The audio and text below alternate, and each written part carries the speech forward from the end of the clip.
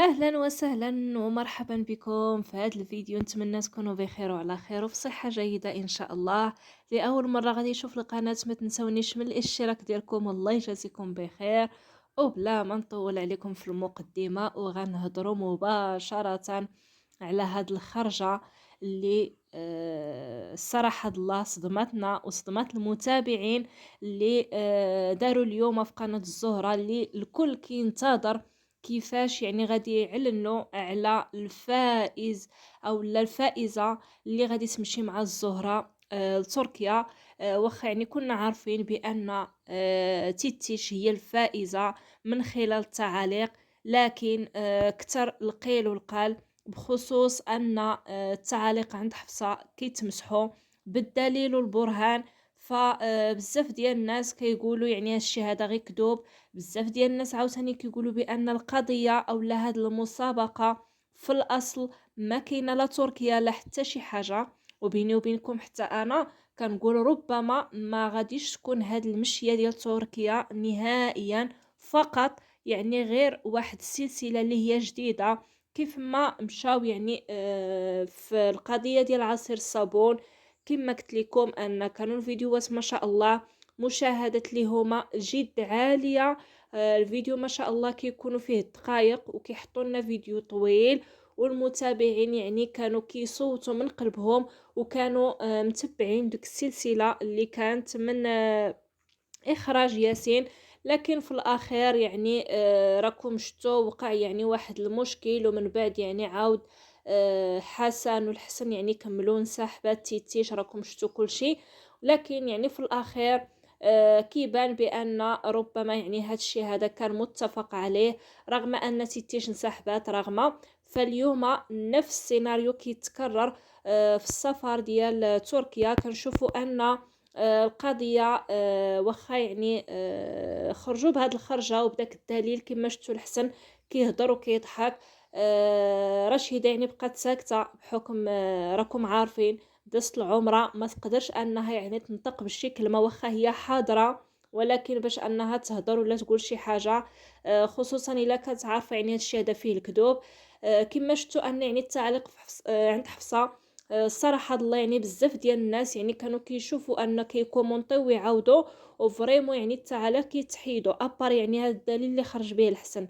لكن يقدر يعني يكون هذا الشيء هذا من اليوتيوب صراحه، لان هذا الشيء هذا كيوقع ماشي مره ماشي جوج في اي قناه، ماشي غير قناه الزهره ولا يعني في اي قناه. انا شخصيا بعض الخطرات يعني كيجوني تعاليق في قناتي كندير لهم يعني هكا قليب، سواء تعليق زوين ولا خايب ولا المهم يعني كنشوف انا التعليق من بعد يعني فاش كنرجع ما كنلقاش داك التعليق، ما بقاش بحال انا اللي حيدته، رغم ان يعني التعليق ما حيدتوش. يعني هذا الشيء هذا كاين، ما غاديش نقولوا يعني غادي نكذبوا ولا يعني هذا الشيء هذا يقدر يكون يعني التعاليق فريمون كيتحيدوا.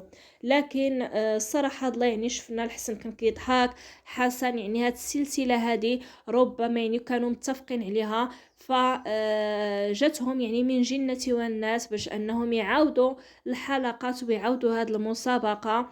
رغم ان شفنا ياسين يعني في الاول كان كيهضر بواحد الحرقة، ومن بعد يعني بحال ما راضيش وهذا وقال يعني انا مستعد انني نعاود. لكن المتابعين الصراحة الله ما متفقينش، ما عجبهمش الحال. عفوا، لان شافوا ان هاد السلسله هذه حماضت بهذا المفهوم هذا. كما شفتوا ان رشيدة ربحات ب5000 درهم، بحكم ان التصويت اللي صوتوا عليها العائله حصلت على اعلى نقطه، فهي اللي ربحت 5000 درهم. وشفنا تيتيش هي اللي جاوها يعني اكثر عدد من التعاليق، رغم ان الصراحه يعني دوك التعاليق شويه ماشي منطقيين باش ما نكذبش عليكم. لان حتى المتابع كاين اللي كيقول ما يمكنش انا يعني يلا بديت يلا تلاح الفيديو كتبت التعليق الاول ديجا يعني مثلا 60 ولا 70 كومنتير. فالقضية فيها إن يعني المشكوك فيها ربما هاد القضية ديال السفر لتركيا أصلا في الأصل ما غيكونش وما كاينش، فقط غير داروا هاد السلسلة هذه جديدة وحطوا لنا الفيديوهات وغادي يكونوا يعني هاد التعاليق في الأخير. غادي يخرجوا عاوتاني بشي فيديو اللي غادي يقولوا بان السفر لتركيا كنا عوالين لكن ما كتبش لكن هذه وعقلوا فين قلتها لكم انا. احساسي يعني كيقول ان نهائيا ما كاين لا سفر لتركيا لا حتى شي حاجه. الفكره يعني كاينه ماشي ما كايناش. تيتيش يعني من داك النوع اللي ما كرهتش انها تسافر، ولكن يعني واش غيطبقوا هاد القضيه ديال السفر لتركيا ولا لا؟ الصراحه الله ما ظنيتش، ما نكذبش عليكم. انا كنقول محال واش غادي يسافروا لتركيا. المهم يعني الفيديوهات راه غادي يبينوا لنا كل شيء. وكما قلت لكم ان المتابعين الاغلبيه قالوا بان هذا الشيء هذا يعني كله غير تمثيل. راكم شفتوا تيتيش كيفاش يعني مشات لواحد القنت، حفصه يعني بقات ساكته، وايصلا يعني راكم عارفين. المهم يعني مثلوا تمثيليه 5 رشيده مره كتضحك. الزهره واحد الوقيته فاش قال لها حسن علاش يعني ما غاديش تشارك الزهره، يعني خصها حتى هي تشارك وتدخل في المسابقة. قال محسن لا راه هي اللي غادي تخلص عليهم، وضحكات يعني بحال استهزأت بديك الهضره.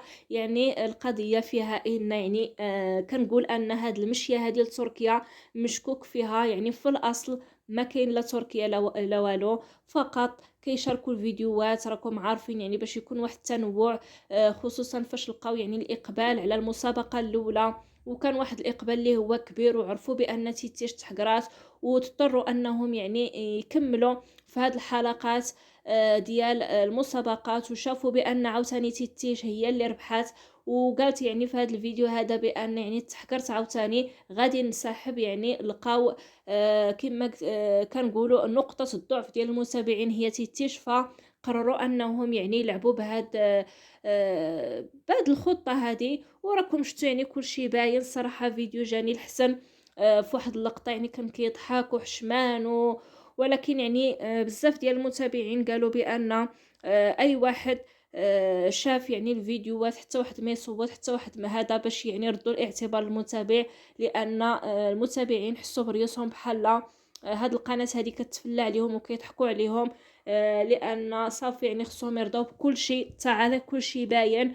ومن طبيعة الحال يعني ديك القضية ديال ياسين يمسح التعاليق يعني ماشي في الصالح ديالو بتاتا. يعني شحال قدو يمسح حقيقة يعني ولو يبقى يمسح يمسح يمسح يمسح راه ما يقدرش يكمل. فلهذا يعني فاش حلف اصلا يعني عارف راسو علاش حلف. وانا شخصيا يعني مستحيل ان التعاليق يتمسحوا يعني من الفيديو، بالعكس ماذا بهم التعاليق يزيدوا يكتروا، ماذا بهم يعني الفيديو يطلع. لان كما كتعرفوا المشاهده ديال الفيديو الاقتراح يعني فاش كيتقترح هكا في اليوتيوب راه بلي لايك وبالتعاليق اللي كيضبلو. فراه مستحيل ان ياسين انه يحيد التعاليق يعني بديك الطريقه. ولكن الروبو يعني بعض الخطرات راه كيكون هادشي هذا في اليوتيوب ما كيبانوش التعاليق، او لا يعني كتكتب شي تعليق وفاش كترجع ليه ما كتلقاش بحال شي حد حيدو. شفنا حفصه بحكم انها يعني مريضه في الاصل يعني بقات ساكته وبين فيها المرض الصراحه، وفي نفس الوقت يعني طبقات تمثيليه جات معها هي هذيك باش نكونوا حقانيين. ولكن الناس ما عجبهمش الحال، ما راضيينش. كاين اللي قال يعني المسابقه غادي تعاود واكيد ان تيتيش هي اللي غادي تديها وهي اللي غادي تربح، وحنا مستعدين وحنا غادي نبقاو مصممين على الراي ديالنا باش ان تيتيش تمشي لتركيا. لكن غادي نشوفوا عاوتاني كيفاش القضيه ديال راكم عارفين 5000 درهم عاوتاني الا ما جاتش عاوتاني في رشيده جات في شي وحده اخرى. وهاد الخطره يعني ما شفناش انهم يدخلوا الطباخه بتاتا في المسابقة، دخلوا فقط يعني غير الزهرة غير تيتيش عفوا وحفصة ورشيدة. يعني طباخة ما كايناش هاد المرة. لكن واش المتابع غادي يرضى بهذا الشيء هذا؟ وكيفاش يعني غادي تكون النهاية ديال عاوتاني هاد النتائج ديال هاد المسابقة هادي؟ المهم بيني وبينكم ان المتابع صافي مل من هاد الشيء هذا، وكنتمنى ان هاد الشيء ما يكونش تمثيل، واخا يعني كل شيء باين وواضح. ففي الأصل يعني هاد المسابقة جاتهم من جنة والناس، وجاهم يعني هاد القضية ديال التعاليق كما شفتوا ان يعني باش يزيدوا يطولوا في المسابقة، باش يزيدوا يكثروا من الفيديوهات. لقاو ان هاد السبب هذا يعني راه في الصالح ديالهم. فلهذا يعني اضطروا أنهم يزيدوا يكملوا ويزيدوا يعاودوا في هذه المسابقة. وكانت أصلا المسابقة عجبهم بخصوص كلشي يعني كيشجع أن المسابقات تعاود يعني غير في العائلة بحكم القضية فيها الماكلة وكلشي. وهذا الشيء اللي كاين، وهذا هو الفيديو ديالنا، نتلاقاو في فيديو جديد إن شاء الله. باي باي ليكم.